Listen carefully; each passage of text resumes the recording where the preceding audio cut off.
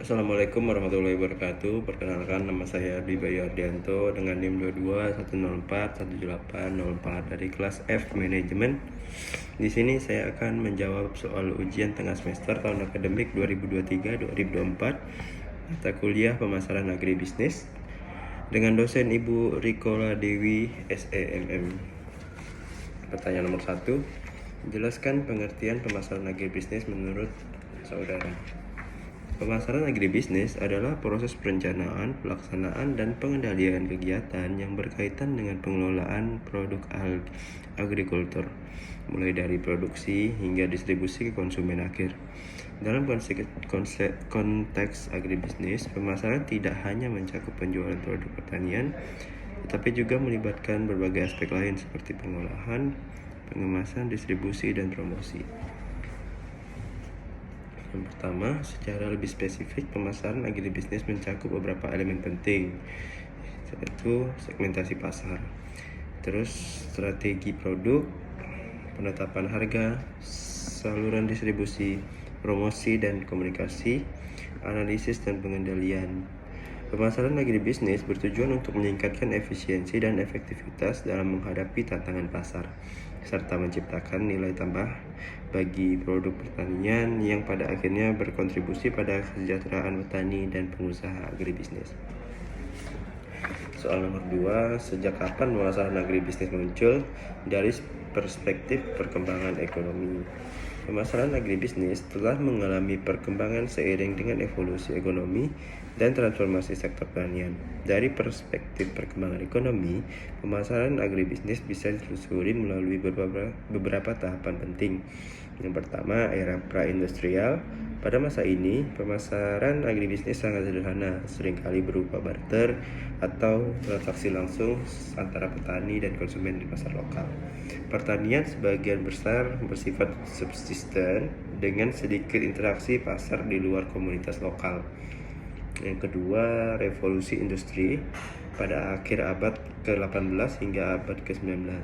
Perkembangan teknologi dan inovasi dalam transportasi seperti kereta api dan kapal uap, serta komunikasi seperti telegraf, mulai mengubah cara produksi pertanian, didistribusikan dan dipasarkan.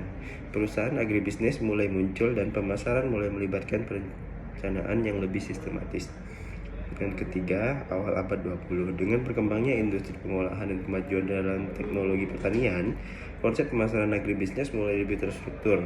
Fokus mulai bergeser ke efisiensi produksi dan distribusi, dengan perhatian lebih pada pemrosesan dan pengemasan produk pertanian untuk meningkatkan nilai tambah.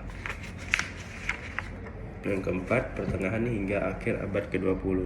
Pemasaran agribisnis semakin kompleks dengan globalisasi pasar dan peningkatan peran rantai pasokan, penggunaan analisis pasar, pemasaran berbasis data, dan strategi pemasaran modern mulai diterapkan. Penekanan pada branding, promosi, dan pemasaran produk dengan nilai tambah menjadi lebih umum. Yang kelima, abad ke-21 hingga saat ini. Dengan kemajuan teknologi informasi, e-commerce, dan globalisasi yang semakin besar, pemasaran agribisnis telah memasuki era digital. Pemasaran berbasis data, media sosial, dan strategi pemasaran digital memainkan peran kunci. Inovasi dalam teknologi pertanian, perubahan preferensi konsumen, dan perhatian terhadap keberlanjutan juga mempengaruhi bagaimana produk agribisnis dipasarkan. Secara keseluruhan, pemasaran agribisnis telah berkembang dari proses sederhana dan lokal menjadi sistem yang lebih kompleks dan terintegrasi dengan memperhatikan efisiensi, nilai tambah, dan adaptasi terhadap kebutuhan pasar global. Lalu untuk nomor 3, jelaskan dan berikan contoh tentang pengertian konsep-konsep berikut. Yang A, fungsi pemasaran.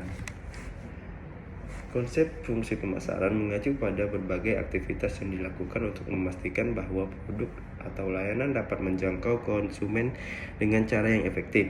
Fungsi ini bertujuan untuk menciptakan nilai bagi konsumen, memaksimalkan penjualan, dan mencapai tujuan perusahaan. Fungsi pemasaran mencakup beberapa aspek utama yang saling terkait. Berikut adalah penjelasan tentang masing-masing fungsi pemasaran beserta contohnya. Yang pertama, penelitian pasar atau market research. Contohnya, sebuah perusahaan makanan ringan melakukan survei untuk mengetahui jenis rasa baru yang paling diminati konsumen. Hasil Hasil survei menunjukkan bahwa konsumen lebih suka rasa pedas, sehingga perusahaan memutuskan untuk meluncurkan varian rasa pedas. Yang kedua, pengembangan produk atau product development. Contohnya, perusahaan teknologi mengembangkan smartphone baru dengan fitur kamera yang lebih canggih berdasarkan umpan balik dari konsumen dan tren teknologi terbaru.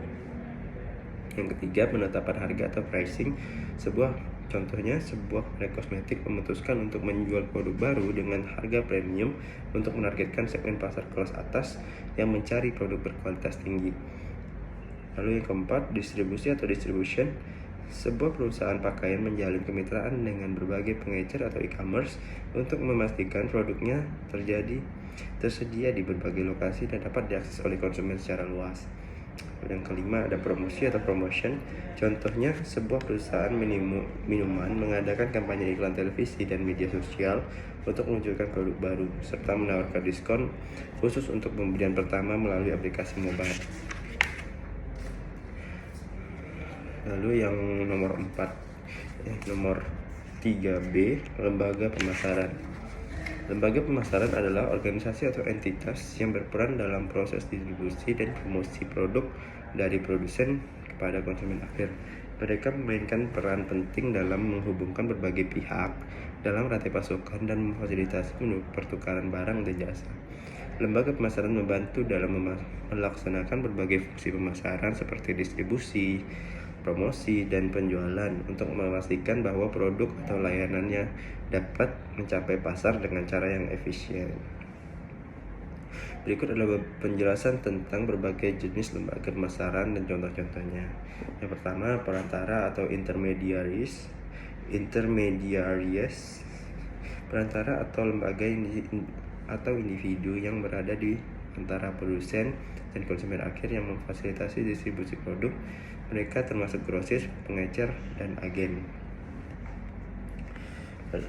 Lalu yang kedua, perusahaan logistik atau logistic companies. Perusahaan logistik mengelola penyimpanan, pengiriman, dan distribusi produk dari produsen ke konsumen atau pengecer. Contohnya, JNE atau TK adalah perusahaan logistik di Indonesia yang menangani pengiriman barang dari penjual ke pembeli, baik untuk e-commerce maupun transaksi bisnis lainnya. Lalu ada lembaga pembayaran atau payment institution. Lembaga ini menyediakan solusi pembayaran yang memfasilitasi transaksi antara pembeli dan penjual. Contohnya GoPay atau OVO adalah lembaga pembayaran digital yang memungkinkan konsumen melakukan pembayaran secara elektronik untuk barang atau jasa.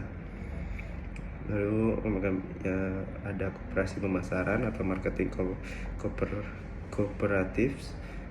Koperasi pemasaran adalah organisasi yang dibentuk oleh sekelompok produsen untuk memasarkan produk mereka secara kolektif. Ini membantu produsen kecil mendapatkan akses ke pasar yang lebih luas. Contohnya koperasi tani di berbagai daerah yang mengumpulkan hasil pertanian dari petani lokal dan menjualnya ke pasar dengan skala yang lebih besar, seringkali termasuk pengepakan atau distribusi. Lalu ada perusahaan pengolahan atau processing companies. Perusahaan pengolahan pemrosesan bahan mentah menjadi produk jadi yang siap jual pada konsumen dan pengecer. Contohnya Nestle, pengolah susu mentah menjadi produsen susu olahan, makanan bayi, produk makanan lainnya yang kemudian didistribusikan ke pasar global. Lalu ada yang C, yaitu saluran pemasaran. Saluran pemasaran juga dikenal sebagai saluran distribusi, adalah jaringan organisasi atau lembaga yang terlibat dalam proses pengaliran produk dari produsen ke konsumen akhir. Konsep ini mencakup luas semua langkah yang diperlukan untuk memastikan bahwa produk atau layanan tersedia bagi konsumen di tempat atau waktu yang tepat. Saluran pemasaran dapat bervariasi dari saluran langsung yang melibatkan sedikit perantara hingga saluran yang lebih kompleks yang melibatkan beberapa perantara. Berikut adalah penjelasan dan contoh dari berbagai jenis saluran pemasaran. Yang pertama, saluran pemasaran langsung. Saluran pemasaran langsung adalah saluran di mana produk atau layanan dijual langsung dari produsen kepada konsumen tanpa perantara. Contohnya toko online resmi. Terus ada penjualan langsung di pameran. Yang kedua yaitu saluran pemasaran tradisional. Saluran pemasaran tradisional melibatkan beberapa perantara seperti grosir dan pengecer dalam proses distribusi produk. Contohnya pakaian seperti brand fashion seperti Nike, lalu ada Matahari Department Store, lalu untuk makanan dan minum seperti Pepsi, Coca-Cola, atau lain-lainnya. Lalu yang ketiga, saluran pemasaran eceran. Saluran pemasaran eceran ini melibatkan pengecer yang membeli produk dari produsen atau grosis yang menjualnya langsung kepada konsumen. Seperti contohnya kalau supermarket ada Carrefour, Lotte Mart, kalau toko online mungkin ada Tokopedia atau Bukalapak.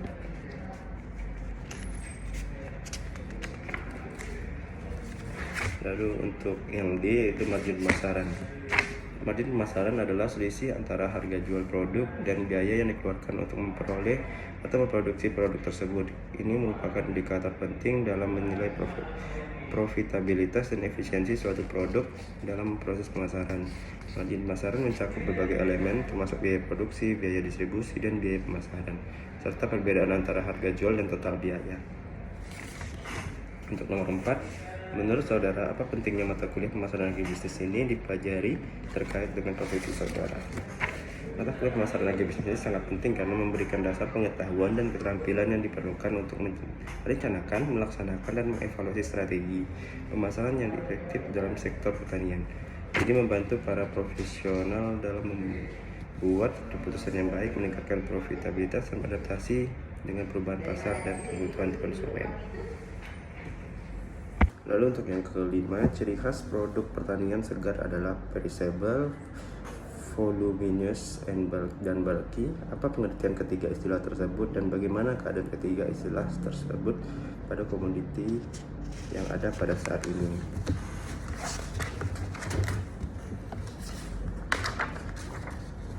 Ketiga istilah yang sering digunakan untuk menggambarkan produk pertanian segar, perishable, voluminous, dan bulky merujuk pada sifat-sifat khusus yang mempengaruhi cara penanganan, distribusi, dan pemasaran produk tersebut.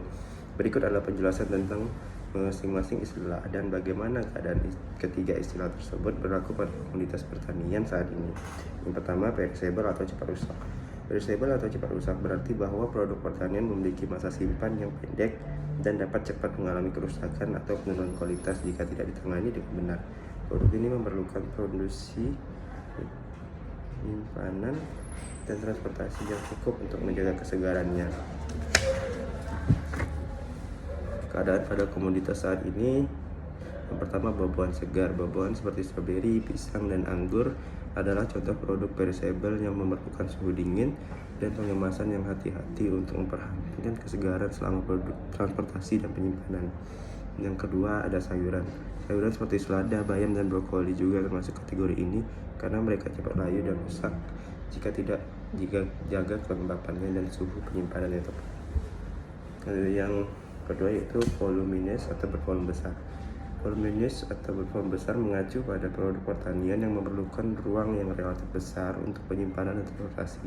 Produk ini mungkin tidak terlalu berat tetapi memerlukan ruang yang banyak karena ukurannya yang sangat besar. Keadaan pada komoditas saat ini, yang pertama ada jagung dan kubis. Produk seperti jagung dan kubis ini memiliki volume yang sangat besar sehingga memerlukan kendaraan dan fasilitas penyimpanan yang cukup besar untuk menampungnya. Yang kedua yaitu semangka dan labu. Semangka dan labu adalah contoh produk yang memiliki ukuran besar dan memerlukan pengemasan dan penyimpanan yang lebih besar dibanding dengan produk pertanian lainnya. Yang ketiga ada bulky atau besar dan berat. Bulky atau besar dan berat menunjuk pada produk pertanian yang tidak hanya besar dalam volume tetapi berat juga. Produk ini memerlukan perhatian khusus dalam hal penanganan dan transportasi karena berat dan ukurannya dapat membuatnya sulit untuk diangkat. Keadaan pada komoditas saat ini yaitu seperti kentang dan ubi jalar. Kentang dan ubi jalar merupakan produk bulky yang memerlukan penanganan yang hati-hati karena berat dan ukuran mereka, serta membutuhkan metode penyimpanan yang tepat untuk menghindarkan kerusakan. Lalu ada kapas. Kapas adalah produk pertanian yang juga bulky dan berat dan memerlukan pengemasan yang kuat untuk menghindari kerusakan selama transportasi. Sekian jawaban dari saya. Saya ucapkan terima kasih. Assalamualaikum warahmatullahi wabarakatuh.